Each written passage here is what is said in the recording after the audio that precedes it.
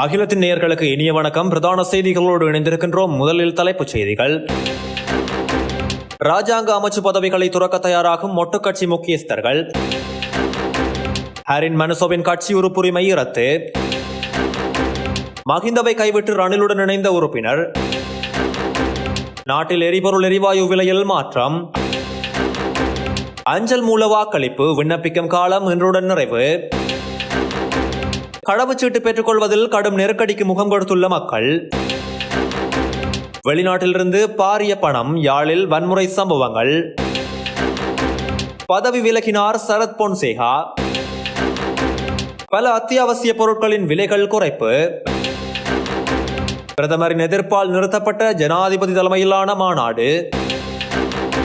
கிளிநொச்சி ஆணையரவு பகுதியில் இடம்பெற்ற விபத்தில் ஒருவர் பலி. இனி தொடர்பான விரிவான செய்திகள். ஆளும் கட்சியில் ராஜாங்க அமைச்சு பதவிகளை வகித்து வரும் மொட்டு கட்சியின் 8 நாடாளுமன்ற உறுப்பினர்கள் பதவிகளை துறக்க ஆயத்தமாகி வருவதாக தெரிவிக்கப்படுகின்றது. எதிர்வரும் ஜனாதிபதி தேர்தலில் ஜனாதிபதி ரணில் விக்ரமசிங்கவுக்கு ஆதரவளிக்காத தரப்பினர் இவ்வாறு பதவிகளை துறக்க தீர்மானித்துள்ளதாக டி.வி. சாணக்க, தேனுக விதானகமகே, சசீந்திர ராஜபக்ச, அசோக பெரியந்த, மொஹான் டி சில்வா, இந்திக்க அனுருத்த, பிரசன்ன ரணவீர மற்றும் ஸ்ரீபால கம்லத் ஆகியோர் இவ்வாறு தங்களது ராஜாங்க அமைச்சு பதவிகளை துறக்க தீர்மானித்துள்ளனர். அரசாங்கத்திற்கு ஆதரவளிக்காது அமைச்சு பதவிகளை வகிப்பது பொருத்தமற்றது என சுட்டிக்காட்டப்பட்டிருந்தது. இதேவேளை தனிப்பட்ட காரணங்களுக்காக எதிர்வரும் ஜனாதிபதி தேர்தலில் ஜனாதிபதி ரணில் விக்ரமசிங்கவுக்கு ஆதரவளிப்பதாக அமைச்சர் பவித்ரா வன்னியாராச்சி ஸ்ரீலங்கா பொதுஜன முன்னணி கட்சிக்கு அறிவித்துள்ளார். தனிப்பட்ட காரணங்களின் அடிப்படையில் அரசியல் தீர்மானங்களை எடுக்க வேண்டாம் என கட்சியின் தேசிய அமைப்பாளர் நாமல் ராஜபக்ச இதன் போது தெரிவித்துள்ளார். சமகால அரசாங்கத்தில் அமைச்சர்களாக செயற்படும் ஹரின் பெர்னாண்டோ மற்றும் மனுச நாணயக்கார ஆகியோரின் கட்சி உறுப்புரிமையை ரத்து செய்வதற்கு எடுக்கப்பட்ட தீர்மானம் செல்லுபடியாகும் என உச்சநீதிமன்றம் இன்று உத்தரவு பிறப்பித்துள்ளது. ஐக்கிய மக்கள் சக்தியை பிரதிநிதித்துவப்படுத்தி நாடாளுமன்றத்துக்குள் பிரவேசித்த இருவரும் கட்சியின் தீர்மானத்திற்கு எதிராக அரசாங்கத்தின் அமைச்சு பதவிகளை பெற்றனர்.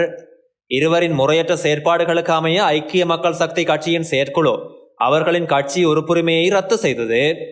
இதனை எதிர்த்து ஹரின், மனுசு ஆகிய இருவரும் உச்ச நீதிமன்றத்தில் வழக்கு தொடர்ந்தனர். இது தொடர்பான வழக்கு விசாரணை விஜித் மல்கொட, அச்சல வெங்கப்புலி மற்றும் அர்ஜுன ஒபேசகர் ஆகிய மூவர் அடங்கிய உச்ச நீதிமன்ற அமர்வு முன்னிலையில் விசாரணைக்கு எடுத்துக் கொள்ளப்பட்டு இன்று தீர்ப்பு அறிவிக்கப்பட்டது. இதனை அடுத்து ஹரின் பெர்னாண்டோ மற்றும் மனுச நாணயக்கார தமது நாடாளுமன்ற உறுப்பினர் பதவி மற்றும் அமைச்சர் பதவிகளை இழக்கும் நிலை ஏற்பட்டுள்ளது. எதிர்வரும் செப்டம்பர் மாதம் நடைபெறவுள்ள ஜனாதிபதி தேர்தலில் தற்போதைய ஜனாதிபதி ரணில் விக்ரமசிங்கவுக்கு ஆதரவளிக்க ஸ்ரீலங்கா பொதுஜன பெரமுனவின் நாடாளுமன்ற உறுப்பினரும் அமைச்சருமான பவித்ரா வன்னியாராச்சி தீர்மானித்துள்ளார். தனது ஆதரவாளர்களின் கோரிக்கைக்கு அமைய இந்த தீர்மானத்தை எடுத்ததாக வன்னியாராச்சி தெரிவித்துள்ளார். முன்னதாக முன்னாள் ஜனாதிபதி மஹிந்த ராஜபக்ச தலைமையிலான பொதுஜன பெரமுனவின் தலைமை தனது சொந்த வேட்பாளரை நியமிக்க முடிவு செய்த போதிலும் அந்த கட்சியின் பலர் ரணில் விக்ரமசிங்கவுக்கு தமது ஆதரவை வெளிப்படுத்தியுள்ளனர். இந்த நிலையில் ஸ்ரீலங்கா பொதுஜன பெரமுன மஹிந்த ராஜபக்சவின் மகன் நாமல் ராஜபக்சவை எதிர்வரும் செப்டம்பர் மாதம் 21ஆம் தேதி தேர்தலில் போட்டியிடுவதற்கு முன்மொழிந்துள்ளது. செப்டம்பர் 21ஆம் தேதி நடைபெறவுள்ள ஜனாதிபதி தேர்தல் வரை இலங்கையில் எரிபொருள் மற்றும் எரிவாயு விலையில் மாற்றம் ஏற்பட வாய்ப்பில்லை என அரச வட்டார தகவல்கள் தெரிவிக்கின்றன. இலங்கை அரசாங்கத்திற்கு சொந்தமான நிறுவனங்கள் ஒவ்வொரு மாதத்தின் முதல் நாள் எரிபொருள் மற்றும் எரிவாயு விலை திருத்தம் மேற்கொண்டு வருகின்றன. இந்த நிலையில் ஊடகம் ஒன்றுக்கு கருத்து வெளியிட்ட பெயர் குறிப்பிட விரும்பாத அரச உயரதிகாரி ஒருவர் எரிபொருள் மற்றும் எரிவாயு விலை செப்டம்பர் மாதம் வரை மாறாமல் இருக்கும் என தெரிவித்துள்ளார்.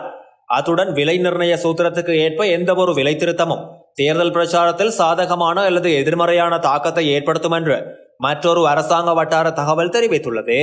இதேவேளை இலங்கையில் தேர்தல் திகதி அறிவிக்கப்படுவதற்கு சில மாதங்களில் எரிபொருள் மற்றும் எரிவாயுவின் விலைகள் குறைக்கப்பட்டிருந்தமை குறிப்பிடத்தக்கது. ஸ்ரீலங்கா ஜனாதிபதி தேர்தலின் அஞ்சல் மூல வாக்களிப்புக்காக விண்ணப்பங்களை சமர்ப்பிப்பதற்கான கால அவகாசம் இன்று நள்ளிரவோடு நிறைவடைய உள்ளது. கடந்த 5ஆம் தேதியுடன் அஞ்சல் மூல வாக்களிப்புக்கு விண்ணப்பிக்கும் காலம் நிறைவடையவிருந்த நிலையில் அது இன்று நள்ளிரவு வரை நீடிக்கப்பட்டுள்ளது. இந்த நிலையில் உரிய காலப்பகுதிக்குள் விண்ணப்பங்களை சமர்ப்பிக்குமாறு தேர்தல்கள் ஆணைக்குழு தெரிவித்துள்ளது. அதே நேரம் எந்த ஒரு காரணத்திற்காகவும் அஞ்சல் மூல வாக்களிப்புக்கான விண்ணப்ப காலம் மீண்டும் நீடிக்கப்பட மாட்டாது என ஆணைக்குழு தெரிவித்துள்ளது. இதேவேளை ஸ்ரீலங்கா ஜனாதிபதி தேர்தல் செப்டம்பர் மாதம் 21ஆம் தேதி இடம்பெறும் என அறிவிக்கப்பட்டுள்ளமை குறிப்பிடத்தக்கது. பத்திரமுல்லையில் உள்ள குடிவரவு குடியகல்வு திணைக்களத்தின் பிரதான காரியாலயத்திற்கு கடவுச்சீட்டை பெற்றுக்கொள்வதற்காக வந்த பலர் கடவுச்சீட்டை பெற்றுக்கொள்ள முடியாமல் கடும் சிரமங்களை எதிர்கொண்டனர். ஆன்லைனில் பதிவு செய்திருந்தாலும் சேவைகளை செய்வதில் பல சிக்கல்களை எதிர்கொண்டதாக குழு தெரிவித்துள்ளது.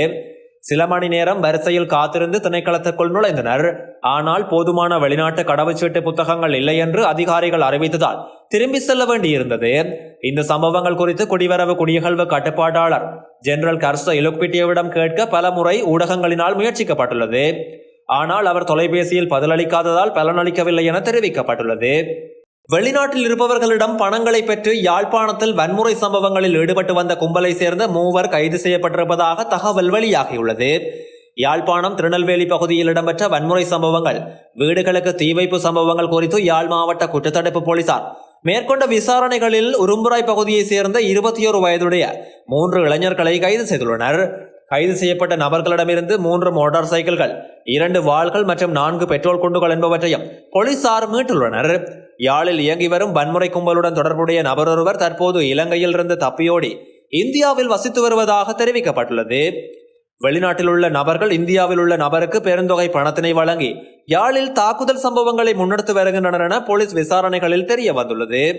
ஐக்கிய மக்கள் சக்தியின் நாடாளுமன்ற உறுப்பினர் ஃபீல்டு மார்ஷல் சரத் பொன்சேகா கட்சியின் தவிசாளர் பதவியிலிருந்து விலகியுள்ளார். ஜனாதிபதி தேர்தலில் போட்டியிடும் நோக்கில் சரத் பொன்சேகா அண்மையில் கட்டுப்பணம் செலுத்தியிருந்தார். இதன்படி கடந்த 5ஆம் திகதி கட்டுப்பணம் செலுத்திய சரத் பொன்சேகா கடந்த ஜூலை மாதம் 25ஆம் திகதி ஜனாதிபதி தேர்தலில் போட்டியிடுவதாக அறிவித்திருந்தார். மக்களின் கோரிக்கைக்கு அமைய தாம் ஜனாதிபதி தேர்தலில் போட்டியிடுவதாக அவர் தெரிவித்துள்ளார். கடந்த 2010ஆம் ஆண்டில் சரத் பொன்சேகா பொது வேட்பாளராக ஜனாதிபதி தேர்தலில் போட்டியிட்டு தோல்வியடைந்திருந்தார் என்பதும் குறிப்பிடத்தக்கது. பல அத்தியாவசிய பொருட்களின் விலைகள் குறைக்க உள்ளதாக சதோசா நிறுவனம் தெரிவித்துள்ளது. அதன்படி 260 ரூபாவாக இருந்த 1 கிலோ கீரி சம்பா 248 ரூபாவாகவும் 1 கிலோ வெள்ளை சீனியின் விலை 9 ரூபாவாலும் குறைக்கப்பட்டுள்ளது.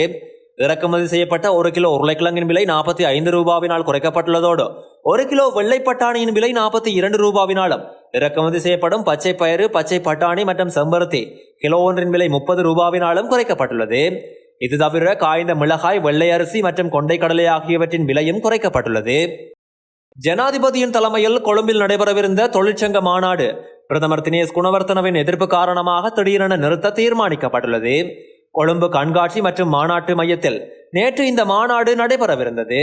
தொழிற்சங்கங்கள் மற்றும் ஏனைய சங்கங்களின் பிரதிநிதிகளின் மாநாட்டாக இது நடத்தப்படும் என ஐக்கிய தேசிய கட்சி மேற்கொண்டு வரும் பிரசாரத்துக்கு பிரதமர் எதிர்ப்பு தெரிவித்துள்ளார். இந்த நிலைமை காரணமாக மாநாட்டை ரத்து செய்யுமாறு ஜனாதிபதி குறிப்பிட்டுள்ளார். எவ்வாறாயினும் மாநாடு அடுத்த வாரம் மீண்டும் ஒரு திகதியில் நடத்த திட்டமிடப்பட்டுள்ளதாக தெரிவிக்கப்பட்டுள்ளது. கிளிநொச்சி ஆணையரவு பகுதியில் இடம்பெற்ற மோட்டார் சைக்கிள் விபத்தில் ஒருவர் சம்பவ இடத்திலேயே உயிரிழந்துள்ளார். குறித்த சம்பவம் இன்று அதிகாலை இடம்பெற்றுள்ளது. கிளிநொச்சியிலிருந்து யாழ்ப்பாணம் நோக்கி பயணித்த 2 மோட்டார் சைக்கிளும் இன்று அதிகாலை ஆணையரவு பகுதியில் ஒன்றன் பின் ஒன்று மோதியதில் விபத்து இடம்பெற்றுள்ளதாக போலீசார் தெரிவித்துள்ளனர். விபத்தின் போது ஒரு மோட்டார் சைக்கிளில் பயணித்த ஒருவர் சம்பவ இடத்தில் உயிரிழந்ததோடு ஏனைய 3 பேரும் பலத்த காயங்களோடு கிளிநொச்சி வைத்தியசாலையில் அனுமதிக்கப்பட்டுள்ளனர். இந்த நிலையில் சம்பவம் தொடர்பான மேலதிக விசாரணைகளை கிளிநொச்சி போலீசார் மேற்கொண்டு வருகின்றனர். இத்தோடு அகிலத்தின் இந்த நேர பிரதான செய்திகள் நிறைவடைகின்றன. எமது அடுத்த பிரதான செய்திகளை தெரிந்து கொள்ள தொடர்ந்தும் அகிலத்தோடு இணைந்திருங்கள்.